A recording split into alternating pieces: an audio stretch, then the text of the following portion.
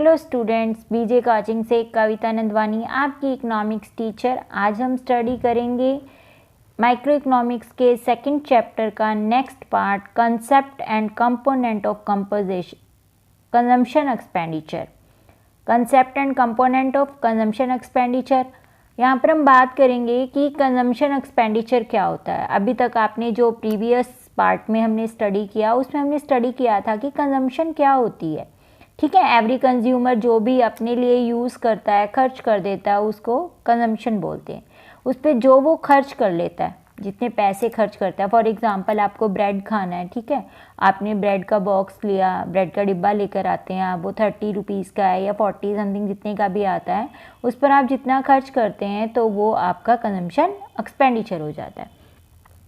But अगर वही बात करते हैं हम इकोनॉमिक्स में कि इकोनॉमिक्स में कंजम्पशन एक्सपेंडिचर क्या है, तो यहाँ पर कंजम्पशन एक्सपेंडिचर का जो मीनिंग है वो एग्रीगेट से लिया गया है। ठीक है, एग्रीगेट का मतलब होता है टोटल।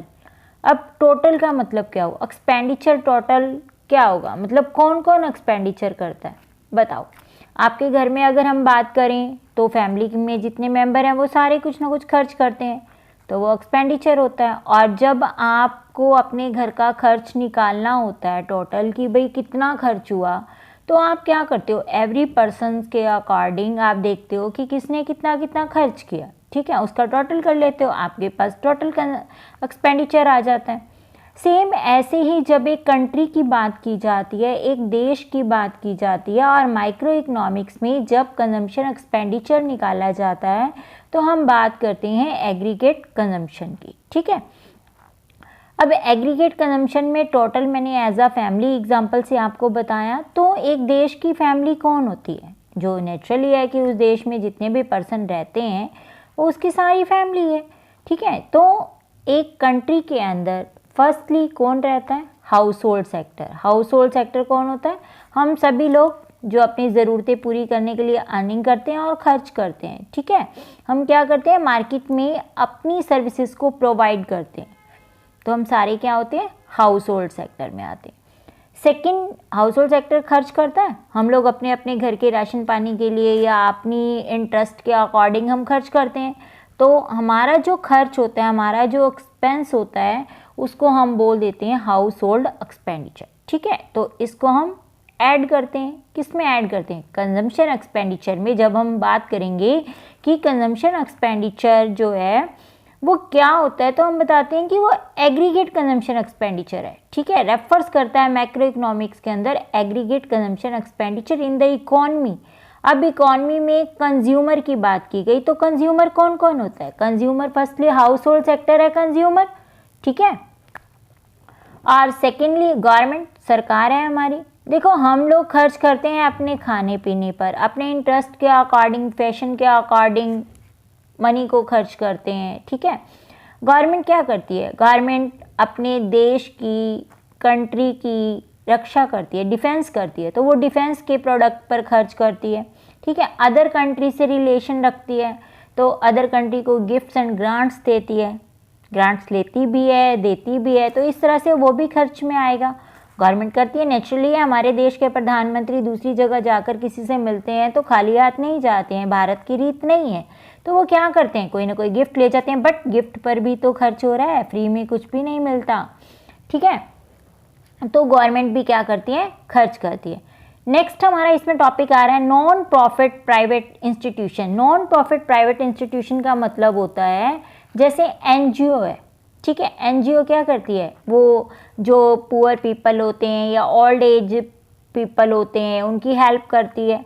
ठीक है, टेम्पल्स हैं, मंदिर हैं, मॉस्क्यू, मस्जिद्स हैं, गुरुद्वारेज हैं, या अदर और भी कई हमारे रिलीजियस हो सकते हैं जिसके अंदर हमें एक्सपेंस करते हैं, खर्च करते हैं, उन सब का जो टोटल आ जाता है हमारे पास, एग्रीगेट हो जाता है, वो हमारा कहलाता है कंजम्पशन एक्सपेंडिचर। ठीक है, अब एक बार इसको गो थ्रू कर लेते हैं। In a micro economic, consumption expenditure refers to the aggregate consumption expenditure in the economy.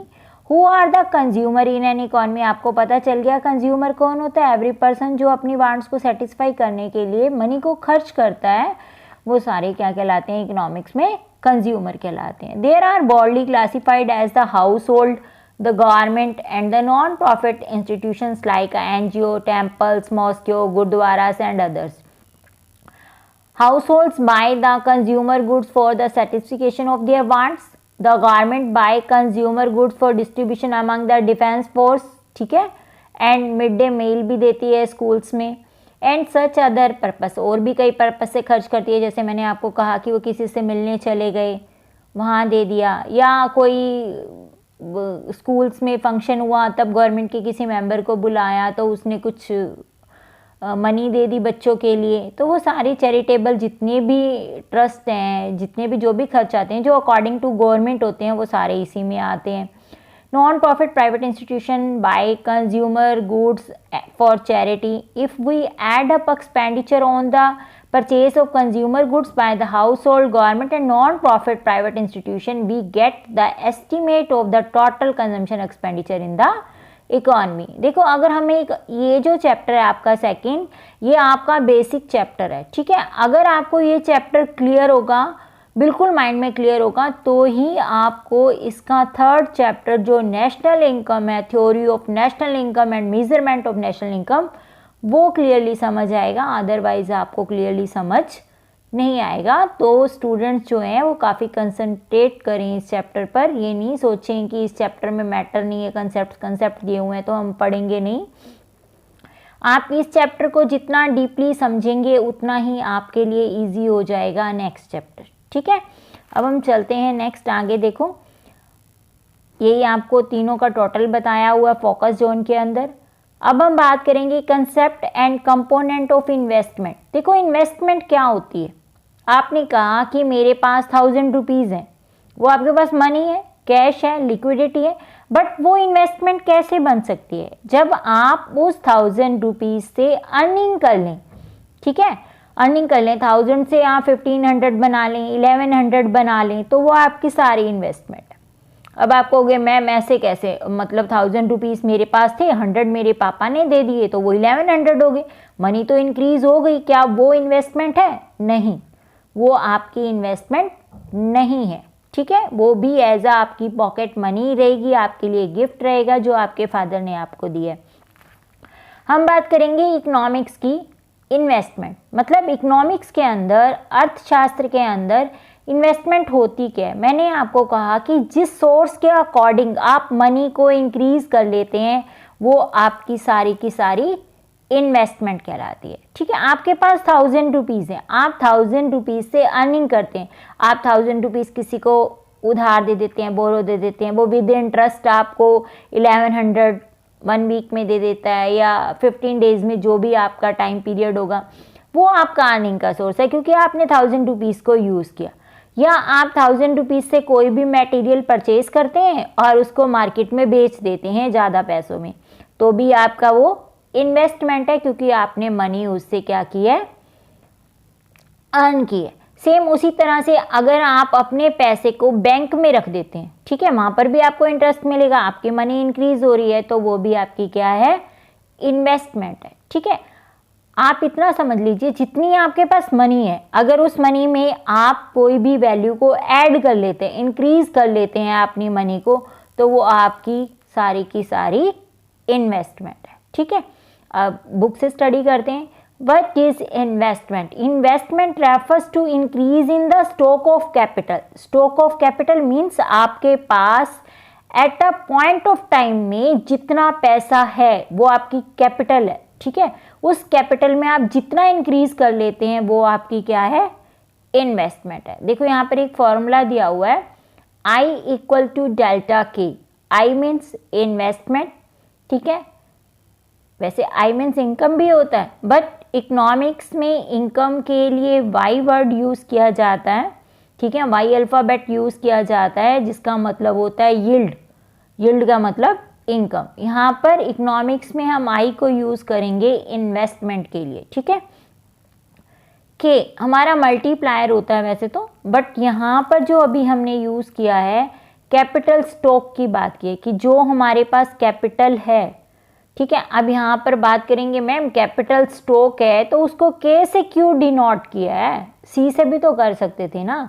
नहीं, सी से हम इकोनॉमिक्स में कंजम्पशन को डिनोट करते हैं कि हमारा मल्टीप्लायर होता है। मल्टीप्लायर मतलब कि जो हमारी चेंजिंग को शो करता है। ये अभी आपका नेक्स्ट चैप्टर में आएगा तो मैं काफ़ी अच्छे से डीपली समझाऊंगी आपको कि के क्यों यूज़ किया जाता है। ठीक है।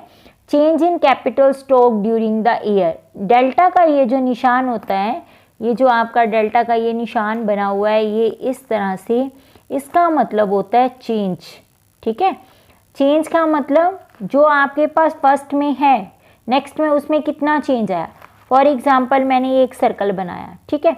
अब जो इससे नेक्स्ट सर्कल है वो क्या है, इतना है। तो नेचुरली इन दोनों का जो डिफरेंस होगा वो आपका क्या होगा, चेंज होगा। फॉर एग्जाम्पल और ले सकते हैं, आपके पास 100 रुपीज़ है, ठीक है। 10 दिन बाद आपने अपने 100 रुपीज़ सेव करके रखे हैं, खर्च नहीं रखे हैं, ठीक है। 10 दिन बाद आपके घर में आपके मामा आते हैं, वो आपको क्या करते हैं, 500 रुपीज़ दे देते हैं, ठीक है। तो आपके पास टोटल कितने हो गए, 600। बट इसमें चेंज 15 दिन में, 15 दिन पहले आपके पास 100 रुपये थे, सॉरी, ठीक है, और 15 डेज के बाद आपके पास 600 हो गए। तो कितना डिफरेंस आया, कितना डिफरेंस आया, आप इस 500 में से इस 100 को माइनस कर देंगे, ठीक है। इसकी वैल्यू जो भी आप बनाएंगे, इसको P1 माइनस पी भी बोल सकते हैं, D1 माइनस डी भी बोल सकते हैं। ये आपके कंसेप्ट पे डिपेंड करेगा कि आप किस चीज़ का चेंज निकाल रहे हैं, ठीक है। तो वो हमारा हो जाता है चेंज।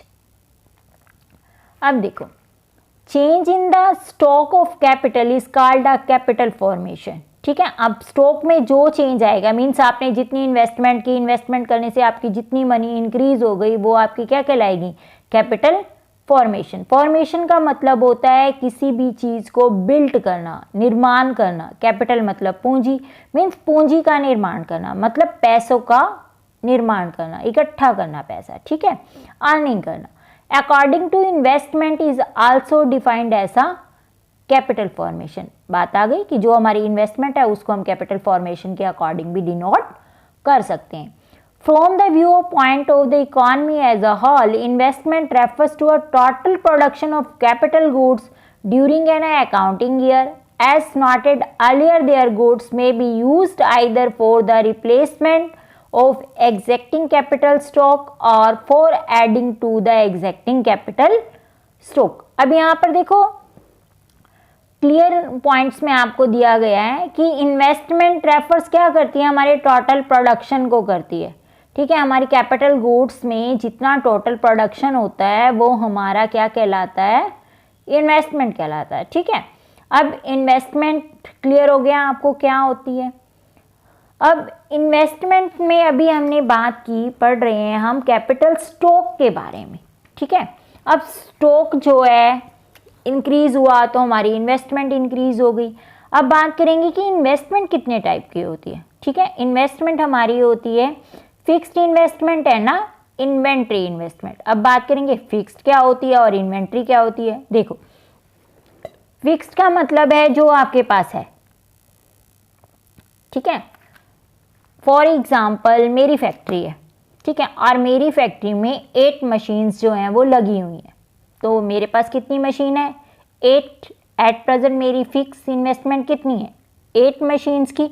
वो मशीन्स 1 लाख की हो सकती है, तो उसके अकॉर्डिंग मेरे पास 8 मशीन है, तो 8 लाख की मैंने अपने बिजनेस में इन्वेस्टमेंट की। फॉर एग्जाम्पल मैंने 2021 में अपना बिजनेस स्टार्ट किया, उस टाइम पर मेरे पास जो इन्वेस्टमेंट थी 8 लाख की थी, तो मैंने उससे 8 मशीनें खरीद ली। मैंने बिज़नेस किया, काफ़ी अच्छे से मेहनत की, ठीक है। कस्टमर मैंने बनाए, मार्केट में अपनी गुडविल को इंक्रीज़ किया, जिसकी वजह से मेरे प्रोडक्ट की डिमांड जो है वो इंक्रीज़ हो गई और मुझे काफ़ी अच्छा प्रॉफिट हुआ। अच्छा प्रॉफिट होने की वजह से मैंने क्या किया, 2021 के एंड में 3 मशीन्स और खरीद ली। अब नेचुरली है 3 मशीन मेरे पास थी, 8 मशीन मैंने 3 और खरीद ली, कितनी होगी 11। तो मेरी कैपिटल स्टॉक में कितनी इंक्रीज हुई, 3 मशीनें इंक्रीज हो गई। तो वो जो मेरी 3 मशीन्स इंक्रीज हो गई वो मेरी क्या है, फिक्स्ड इन्वेस्टमेंट, क्योंकि सालों साल बाद भी मेरी वो मनी जो है वो मेरे पास ही रहेगी। ठीक है, समझ रहे हो आप, वो इंक्रीज होती जाएगी, उससे मेरा प्रोडक्शन बढ़ता चला जाएगा। तो वो हमारी होती है फिक्स्ड इन्वेस्टमेंट, जो कि हमारे फिक्स्ड एसेट्स में इंक्रीमेंट कर देती है, इंक्रीज कर देती है। ठीक है, यहाँ पर एक वर्ड आ रहा है अकाउंटिंग ईयर। अकाउंटिंग ईयर हम उस ईयर को लेकर चलते हैं जिसके अंदर किसी भी तरह की कोई ट्रेजेडीज नहीं होती। जैसे हम बात करें, अभी कुछ टाइम पहले कोरोना आया, ठीक है, उसमें हमारा बिजनेस बिल्कुल ख़त्म हो गया, या कई बार मार्केट में रिसेशन आने की वजह से भी हो जाते हैं, तो उन ईयर्स को हम जल्दी से अपना अकाउंटिंग ईयर नहीं लेते हैं। ठीक है, हम अकाउंटिंग ईयर ऐसे ईयर को लेते हैं जिसके अंदर किसी भी तरह की कोई मिसहैपनिंग ट्रेजेडीज नहीं होती, नॉर्मली चलता है। ठीक है, अब बात करेंगे, आपकी बुक में भी एक एग्जांपल दिया हुआ है 8 मशीन्स का 2019 में, जो कि इंक्रीज होकर लास्ट में 10 हो गई, तो जो 2 इंक्रीज हुई वो हमारी क्या है, फिक्स्ड इन्वेस्टमेंट को है। ठीक है, यहाँ पर फिक्स्ड इन्वेस्टमेंट का फॉर्मूला दिया हुआ है, stock of fixed assets with the producer at the end of the accounting year. And में और बिगनिंग में जितने आपके पास हैं उनका जो डिफरेंस है वो आपका क्या कहलाता है, फिक्स्ड इन्वेस्टमेंट। ठीक है, अब देखो फिक्स्ड इन्वेस्टमेंट की सिग्निफिकेंस क्या है, क्यों इम्पॉर्टेंस है हमारे लिए ये। सबसे फर्स्ट क्या है, हमारी प्रोडक्शन की कैपेसिटी को ये इंक्रीज कर देता है। मेरे पास 8 मशीन थी, मैंने 3 और लगाई, तो नेचुरली मेरा प्रोडक्शन बढ़ेगा। मेरी मार्केट में डिमांड ज़्यादा थी प्रोडक्ट की, इसीलिए मैंने क्या किया था, 3 मशीन्स को इंक्रीज़ किया था। नेचुरली मेरा प्रोडक्शन जो है, मेरी फैक्ट्री में जितना भी प्रोडक्शन है वो क्या हो जाएगा, इंक्रीज हो जाएगा। नेक्स्ट है, by raising production capacity of the producer fixed investment leads to high level of output in the economy. ठीक है, नेचुरली ये कैपेसिटी इंक्रीज होगी तो सप्लाई भी मार्केट में अच्छे से कर पाएंगे। Higher level of output leads to the higher rate of economic growth. Naturally income increase हो रही है तो स्टेटस इंक्रीज होगा, नेचुरली हमारी ग्रोस डोमेस्टिक प्रोडक्ट जो है जीडीपी है वो भी क्या हो जाएगी, इंक्रीज हो जाएगी। नेक्स्ट हमारा टॉपिक है इन्वेंट्री इन्वेस्टमेंट। इन्वेंट्री इन्वेस्टमेंट क्या होता है, at a point of time पे जब हम देखते हैं कि जितनी हमारे पास फिनिश गुड्स हैं, मान लो मैं 2021 की बात करती हूँ, मेरी फैक्ट्री में 15,000 गुड्स जो हैं बिल्कुल रेडी हो चुकी हैं। ठीक है, कुछ ऐसी हैं जो अभी मशीन्स में हैं, अभी वो रेडी नहीं हुई हैं। ठीक है, और रॉ मटेरियल कुछ ऐसा है जो रॉ मटेरियल पड़ा है लेकिन उससे हमारी प्रोडक्शन नहीं हुई है। This is called the inventory stock. अब हम इन्वेंट्री स्टॉक में हमारे पास क्या आ गया, जो हमारे पास एंड में है, ठीक है, जो हमारा पूरी तरह से प्रिपेयर नहीं है, और वो जो प्रिपेयर है जो बिल्कुल ही रेडी नहीं है, मीन्स तीनों चीज़ों को अगर हम मिलाकर बात करें तो वो हमारा क्या है, इन्वेंट्री स्टॉक है। ठीक है, अब हम बात करेंगे कि इन्वेंट्री स्टॉक निकालते कैसे हैं। ठीक है, change in inventory stock during the year is called the inventory investment of the producer. अब देखो, change in the inventory stock during the year is called the inventory investment of the producer. अब जितनी हमारे पास बच गई, जो माल हमारा बिका ही नहीं नेक्स्ट ईयर के लिए, वो हमारा क्या है, इन्वेस्टमेंट है, हमने पहले से इन्वेस्टमेंट कर रखी है। ठीक है, तो inventory stock at the end of the accounting year minus inventory stock at the beginning of the accounting year. ठीक है, मतलब एंड और स्टार्टिंग में को माइनस कर देंगे तो नेचुरली हमारे पास चेंज इन इन्वेंट्री स्टॉक आ जाएगा। अब ये क्यों इंपॉर्टेंस है, इससे हमें पता चल जाता है कि हमें रॉ मटेरियल और कितना खरीदना है, कि हमारे पास पहले कितना है और हमें कितना खरीदना है। मार्केट में हमारे प्रोडक्ट की डिमांड कितनी है हमें ये भी पता चल जाता है, और हमें ये भी पता चल जाता है कि हमारे पास कितना माल तैयार है, कितनी हमारे पास फिनिश गुड्स हैं और हमें कितनी और बनानी है। ठीक है, इससे हम श्योर हो जाते हैं कि हमें कितने इनपुट्स चाहिए। क्लियर, हमें रॉ मटेरियल कितना चाहिए, इस तरह से हम श्योर हो जाते हैं कि हमारा इन्वेंट्री स्टॉक अगर हमें पता है तो हम नेक्स्ट ईयर की प्रोडक्शन काफ़ी अच्छे से कर लेते हैं। अब इन्वेंट्री स्टॉक को हम 2 पार्ट्स में डिवाइड कर सकते हैं, desire inventory stock and undesire inventory stock. Desire जो हमें पता है, प्लान्ड है, हमने पहले से बना लिया, भाई हमें पता है कि मार्केट में इतनी मेरे प्रोडक्ट की डिमांड है और मैंने बना लिया।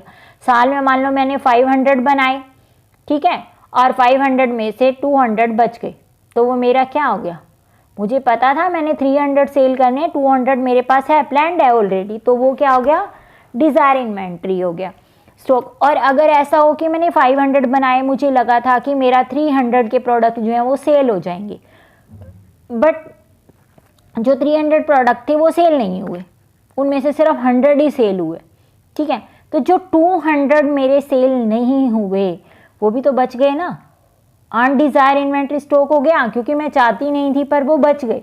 तो जब वो बच गए तो नेचुरली है कि वो मेरे पास स्टॉक में रहेंगे, ठीक है। तो उसको हम बोल देते हैं अनडिज़ायर्ड इन्वेंट्री स्टॉक, ठीक है स्टूडेंट। अब नेक्स्ट टॉपिक जो है हम नेक्स्ट वीडियो पार्ट में स्टडी करेंगे, ग्रोस इन्वेस्टमेंट क्या होती है और नेट इन्वेस्टमेंट क्या होती है, या डेप्रिसिएशन किसको कहते हैं। स्टूडेंट, अगर आपको मेरी वीडियो अच्छी लगे तो लाइक ज़रूर करना, और जिन स्टूडेंट्स ने मेरे से ऑनलाइन कोचिंग लेनी है वो डिस्क्रिप्शन बॉक्स में मेरा नंबर दिया हुआ है, आप सभी स्टूडेंट मुझसे कांटेक्ट कर सकते हैं। और स्टूडेंट, साथ में एक बात और भी है, जो भी स्टूडेंट्स मेरी इस वीडियो को देख रहे हैं वो इससे पहले वाले पार्ट में डिस्क्रिप्शन बॉक्स में लिंक दे दूंगी, या मेरे चैनल पर जो 11th की इकोनॉमिक्स की प्लेलिस्ट है उसमें इसके सभी पार्ट्स हैं, तो आप सभी स्टूडेंट्स वहां से जाकर देख लें। और जिन स्टूडेंट्स ने चैनल को लाइक, शेयर और सब्सक्राइब नहीं किया है वो कर लें, खासकर नोटिफिकेशन जो बेल है आप उसको प्रेस करें, क्योंकि मेरी आने वाली नेक्स्ट वीडियो का आपके पास लिंक पहुंच जाएगा, ठीक है। मैं आपको ये पूरी बुक ड्यूरिंग कोशिश करूंगी कि नेक्स्ट 20 या 25 डेज में कंप्लीट करवा दूं। Okay students, have a nice day, take care.